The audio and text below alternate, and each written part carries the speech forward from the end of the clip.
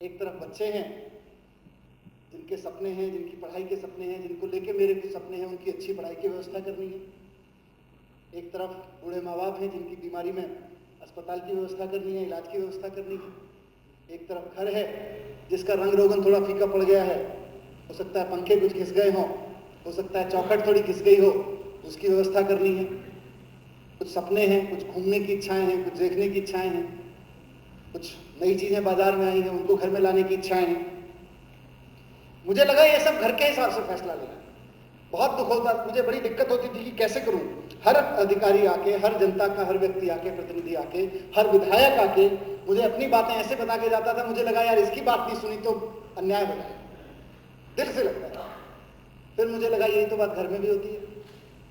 तो सोचा चलो ठीक है, जैसे घर में फैसला लेते हैं वैसे ही फैसला लेते हैं। और हर हिंदुस्तानी आज की तारीख में, मैं झुग्गी झुग्गी जाता था, बस्ती बस्ती जाता था चुनाव प्रचार के दौरान भी और ऐसे भी, वहां भी देखता था कि आदमी झुग्गी में रह लेगा, आदमी खुद टूटी हुई साइकिल पे चला जाएगा 20 किलोमीटर दूर, 5 किलोमीटर दूर अपनी फैक्ट्री, लेकिन अपने बच्चे को सुबह 7 बजे जब मैं चुनाव प्रचार के दौरान जाता था तो देखता था एक अच्छे स्कूल में लेके जा रहा होता था। मुझे लगा यही चाहिए इसको। सबसे पहले हमने तय किया कि शिक्षा पे क्योंकि वो बच्चा पढ़ गया तो फिर उसको झुग्गी से भी निकालेगा और अपने पिता के लिए बढ़िया कार भी खरीद के ले आएगा। और वो बच्चा अगर नहीं पढ़ा तो उसकी अगली पीढ़ी भी उन्हीं झुग्गियों में गुजरेगी और वो उसका जो बच्चा पैदा होगा वो भी उन्हीं झुग्गियों में पढ़ेगा। इसलिए ये तय किया गया पहले शिक्षा पे खर्च हो, स्वास्थ्य पे खर्च हो, पर्यावरण पे खर्च हो, ट्रांसपोर्ट पे खर्च हो, अध्यापकों पे खर्च हो, सीसीटीवी शिक्षा के लिए, सुरक्षा के लिए जरूरी है उन पे खर्च हो, किसानों की जमीन के लिए खर्च हो। और ये बजट बनाते बनाते जितने लोगों से चर्चा हुई तो बहुत हौसला बढ़ता था बार बार, क्योंकि बहुत लोग बहुत अच्छी अच्छी सलाह भी देते थे। कहते थे भाई एक चिंगारी कहीं से ढूंढ लाओ दोस्तों, इस दिए में तेल सी भीगी हुई बाती तो है। आज ये बजट अंतिम चर्चा के अंतिम सोपान पे मैं खड़ा होकर कह सकता हूं कि हम एक चिंगारी ढूंढ के लाए हैं, हम कुछ नया थोड़ी कर रहे हैं। तेल से भीगी हुई बाती है, अभी तो और तेल डालेंगे और मेहनत करेंगे और पसीना जलाएंगे, इस दिए को तेल से भी भरेंगे और इसको रोशनी भी करेंगे। मैं उन तमाम लोगों का, अपने तमाम साथियों का धन्यवाद देता हूं जिन्होंने बजट की सराहना की। अपने तमाम साथियों का धन्यवाद देता हूं जिन्होंने बजट को बहुत क्रिटिकल नजरिए से देख के चीज़ों को मेरे सामने रखा। जब विजेंद्र जी ने कहा, अपने साथी हैं विधानसभा में, उन्होंने कहा कि नगर निगम के मामले में मैंने बहुत बड़ा गुमराह करने का बयान दिया है, तो एक बार को तो मुझे भी लगा कि यार कहाँ गड़बड़ हो। मैंने भी पन्ने पलटे फिर मुझे लगा अरे विजेंद्र जी तो 22 नंबर चैप्टर को, 22 नंबर पॉइंट को पढ़ के बोल रहे हैं। मैंने, विजेंद्र जी ने जो बात कही मैंने 23 नंबर में पहले से कर रखी, वो मेरी बजट स्पीच का भी हिस्सा थी, बजट के दस्तावेज का भी हिस्सा है। फिर मुझे लगा कोई दिक्कत नहीं। उन्होंने कहा, अपने साथियों ने कहा भाई, और बाहर भी कुछ लोगों ने सवाल उठाए कि रेवेन्यू फिगर बहुत इन्फ्लेटेड है, पैसा आएगा कहां से, बहुत बढ़ा चढ़ा के बताया गया है। मुझे लगता है विजेंद्र जी का डर ठीक है, क्योंकि जब उनकी पार्टी की सरकार थी पिछले 1 साल दिल्ली में, दिल्ली के लोग तो उतनी मेहनत कर रहे थे। ऐसा नहीं है कि दिल्ली के लोगों ने मेहनत कम की हो, दिल्ली के लोगों ने टैक्स भी तो मेहनत की है, तो ऐसा नहीं है कि अचानक सबने टैक्स देना बंद कर दिया था। लेकिन जब पिछले साल उनकी पार्टी की सरकार थी तो उनकी पार्टी की सरकार कुल मिला के उससे पिछले साल से 2.64 ही वैट बढ़ा पाई, 2.64% ही वैट बढ़ा पाई। तो उनका अनुभव ठीक है, उनका डर वाजिब है, पर उनका अनुभव इस चीज में नहीं है कि जब व्यापारियों को प्यार से गले लगाया जाता है और रेड राज बंद किया जाता है और ईमानदारी की सरकार चलाई जाती है और कमीशन खोरी बंद की जाती है और अधिकारियों को कहा जाता है कि जो काम 100 करोड़ में हो सकता था अब वो 80 करोड़ में करके दिखाओ। ये नहीं कहा जाता कि 100 करोड़ का काम 120 करोड़ का बजट बना के लाओ। जब ये कहा जाता है तो फिर ये काम होता है। इसीलिए हम कोई हवा में बात नहीं कर रहे, प्रमाण है। अप्रैल और मई का जो कर संग्रह है, वेट का संग्रह है, वो अपने आप में डेटा बता रहा है पहले 2 महीने का इस फाइनेंशियल ईयर का 37% बढ़ोतरी थी। पिछले 1 साल में 2.64% बढ़ोतरी थी, जब केंद्र वाली सरकार बीजेपी की सरकार थी दिल्ली में। और जब आम आदमी पार्टी की सरकार आई है तो इस फाइनेंशियल ईयर के पहले 2 महीनों में 37% की बढ़ोतरी है। उनका डरना वाजिब है और हमारा हौसला वाजिब है। हमारा सपना देखना भी वाजिब है और उनका डरना भी वाजिब है। उनका डरना उनके अनुभव से और हमारा सपना, हमारा हौसला हमारे अनुभव से।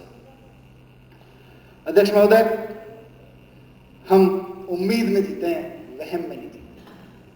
वहम नहीं है, हमें पूरा भरोसा है। एक टर्म होती है फिस्कल डेफिसिट। उसका मतलब होता है कि अपने एक्सपेंडिचर को पूरा करने के लिए, अपने एक्सपेंडिचर को मीट करने के लिए आप कितना बोरो कर रहे हो। तो मैं सभी के सूचनार्थ बता दूं, मैंने उस दिन भी बताया था कि 41,500 करोड़ के बजट में केवल 1,038 करोड़ रुपए का लोन है केवल। और फिजिकल डेफिसिट की उसमें देखें तो जीएसडीपी की तुलना में, एक तो जो फिजिकल डेफिसिट की दर है वो पूरे देश में सारी स्टेट्स में लोएस्ट है दिल्ली का, और पूरे जीएसडीपी की तुलना में दिल्ली में 0.08% है। तो डेटा भी कह रहा है, उम्मीदें भी कह रही हैं, सपने भी कह रहे हैं, 2 महीने का अनुभव भी कह रहा है। इसलिए हम पूरे आश्वस्त हैं कि हम जो कह रहे हैं, अब तक जो कहा था वो करके दिखाया, और अब जो कह रहे हैं वो करके दिखाएंगे। सवाल उठा, मैं संक्षेप में कुछ सवालों के जवाब दे दूं, फिर आदरणीय मुख्यमंत्री महोदय को भी अपनी बात रखनी है। और कई साथियों ने उन तमाम सवालों के जवाब दिए हैं जो इस बजट को लेकर उठे हैं, इसलिए मैं उनको बहुत ज़्यादा दोहराना नहीं चाहूँगा। एंट्री फीस पर टैक्स का मसला उठा, उसको कई लोगों ने सदन में भी और सदन के बाहर भी और कहीं कुछ हद तक मीडिया में ये दुष्प्रचार करने की कोशिश की गई कि डीजल वाहनों पर टैक्स लगा दिया गया है। दिल्ली में डीजल वाहनों की एंट्री पर टैक्स लगा दिया गया है। मैं उन तमाम लोगों से जो भ्रमित हैं इस चीज़ को लेके या भ्रमित कर रहे हैं, उनसे रिक्वेस्ट करना चाहता हूँ, ठीक से पढ़ लें। ये प्रपोजल है कि जो मालवाहक गाड़ियाँ दिल्ली से बाहर दिल्ली में आएंगी, उन पर ये कर लगाए, उन पर एक एक्स्ट्रा चार्ज लगाया जा रहा है, और वो 100 रुपये से 1,500 रुपये तक का है। हाँ, पर एंट्री। तो मुझे एक ट्रांसपोर्टर ने बड़े अच्छे शब्दों में कहा कि साहब, ये तो 100 रुपये से 1,500 रुपये तो छोड़ो, जब से आम आदमी पार्टी की सरकार आई है, कम से कम रोजाना 3-4 हज़ार रुपये जो रिश्वत के देने पड़ते थे वो तो वैसे ही बच चुके हैं।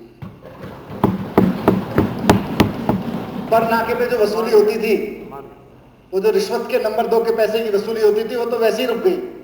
ये तो पहले, हम तो पहले ही प्रॉफिट में चल रहे थे। तो ये तो मान लो, ये वसूली बंद होने का मैथमेटिक्स लोगों को समझ में आ रहा है, जनता को समझ में आ रहा है, और जनता इस दुष्प्रचार के बहकावे में नहीं आने चाहिए।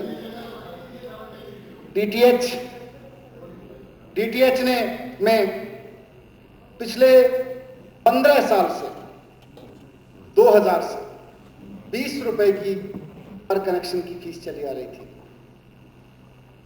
अब आज की तारीख में एक केबल कंपनी 250 से 500 रुपये कम से कम वसूलती है एवरेज, पर 600-800 रुपये तक के भी, 1200 तक के भी पैकेज हैं मैंने देखे।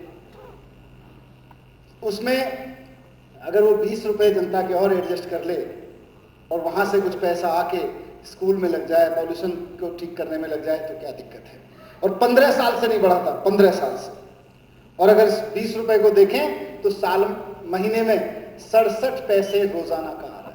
इतना कमा रहे हैं केबल कंपनी में। अगर 67 पैसे रोजाना के हिसाब से 20 रुपये महीने और सरकार को टैक्स दे देंगे, 20 रुपये की जगह 40 रुपये दे देंगे, तो कोई ऐसी भारी भरकम रकम नहीं है उस 250 से 600 रुपये के उसमें।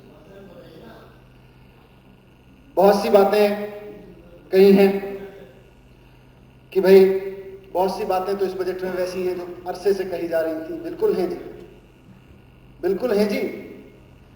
ये कुर्सियां भी वही हैं, ये विधानसभा भी वही है, लोगों की उम्मीदें भी वही हैं, बस लोगों की ज़रूरतें भी वही हैं। तो बातें तो लोगों की ज़रूरतों की हैं। जरूरतों की बातें हैं तो करी जाएंगी, ऐसा थोड़े है कि उन जरूरतों की बातों को छोड़ देंगे, बिल्कुल करी जाएंगी, लेकिन इरादे बदल गए हैं, नीयत बदल गई है। वर्षों से कहा जा रहा था वो अभी सत्येंद्र भाई ने नाम लिया, सुपर स्पेशलिटी हॉस्पिटल बना के बिल्डिंग खड़ी कर दी गई, चलाए नहीं गए, कई कई साल से पड़े हुए, जंग लग गया उन बिल्डिंग्स को। पानी के प्लांट खत्म हो गए, बेचारे इंजीनियर रोते थे, साहब कब का प्लांट बनाया था। भावुक हो गए इंजीनियर उस दिन, जिस दिन हम 13 साल पुराने प्लांट का हम और मुख्यमंत्री जी उद्घाटन करने गए, वहां इंजीनियर की आंखों में आंसू आ गए, बोले जी आज सपना पूरा हुआ। एक इंजीनियर की मेहनत तब पूरा होती है जब वहां से पानी निकलने लगे। बिल्डिंग बना के खड़ी कर दो और उस पर जंग लग जाए, उससे इंजीनियर की मेहनत सफल नहीं होती। छह प्लॉट कब से, 6 प्लॉट कब से, आप भी एक साल से सत्ता में हो, तब कर लिया होता, एक साल में एक तो करके दिखा दिया होता। अध्यक्ष महोदय, 6 प्लॉट कई साल से कामकाजी महिलाओं के लिए हॉस्टल बनाने के लिए लेके रखे हुए, हर साल उन पे चर्चा होती रही। हमने कहा जी क्यों? बोले जी नियत ही नहीं थी, कोई पॉलिटिकल विल नहीं दिखती थी। हमने कहा चलो कसम खाते हैं अब 1 साल में बना के दिखाएंगे। 6 के 6 को बनाना काम शुरू, ये तो बजट में तो अब आ रहा है, उस पर काम होना शुरू हो गया। उसका पूरा मॉडल बनाया जा रहा है कि कैसे वो चलेगा, कैसे बनाएगा। अब जुमलों की सरकार नहीं है, काम की सरकार है, नियत की सरकार है। हम ये नहीं कहेंगे कि अगले साल वो तो जी एक जुमला भर था, वो तो फिसल गया था। नहीं जी, दिल से निकली हुई आवाज है, पूरा होगी, जनता की आवाज है, पूरा जरूर हम तो बनाएंगे। और इसीलिए हमने उसमें बजट में रखा है, कभी उसके लिए बजट में चीजें नहीं रखी गई। मैंने सुबह भी कहा, फिर से कह रहा हूं क्योंकि अब बजट पे जवाब है, कि आईटी यूनिवर्सिटी के पूर्वी दिल्ली केंद्र का सपना बहुत दिन पहले देखा गया था, और मात्र 6 करोड़ रुपए उसकी जमीन के एवज में अभी तक डीडीओ को भुगतान किया गया, उसके अलावा उसको कोई भुगतान नहीं। बार बार आता रहा।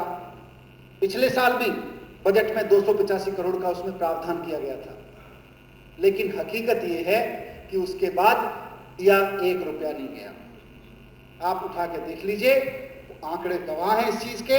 यहाँ भाषण नहीं है, ये कोई चुनाव में वोट मांगने के लिए भाषण नहीं है, जो कुछ भी कह दो निकल के चलते बनो। बहुत जिम्मेदारी के साथ कह रहा हूं कि भाषण में जब बजट पेश किया गया था उसमें 285 करोड़ रुपए की बात कही गई थी, लेकिन आज आप रिकॉर्ड उठा के देख लीजिए कि केंद्र सरकार से या उस बजट की राशि में से विश्वविद्यालय को अगर 1 रुपया भी दिया गया हो, वहां ईस्ट दिल्ली में कॉम्प्लेक्स के नाम पे 0 पेमेंट हुआ है। पूरी जिम्मेदारी के साथ कह रहा हूं। तो आज हम कह रहे हैं कि ये पैसा दिया जाएगा तो दिया जाएगा, और उस पर काम शुरू किया जाएगा। सिर्फ फोटो खिंचाने के लिए नहीं दिया जाएगा, फोटो खिंचाने का काम तो हो चुका। अब तो वहां बिल्डिंग बनाने के लिए, वहां परिसर शुरू करने के लिए और वहां पाठ्यक्रम शुरू करने के लिए काम शुरू किया जाएगा। एजुकेशन लोन स्कीम पे भी बात हुई। एक साथी ने कहा साहब 30 करोड़ रुपया तो बड़ा कम है। मुझे लगता है विजेंद्र भाई थोड़ा सा समझ लेते स्कीम को। वो लोन स्कीम है कि लोन गारंटी स्कीम है? वो गारंटी स्कीम है। क्योंकि हुआ क्या, मैं आपको समझा देता हूं, मैंने उस दिन भी समझाया था। हुआ क्या कि दिल्ली में, अभी किसी साथी ने और जिक्र किया था, किसने शायद गरीब बच्चे का, रिक्शे वाले का जिक्र किया था, राजेश भाई ने। गरीब का बच्चा जब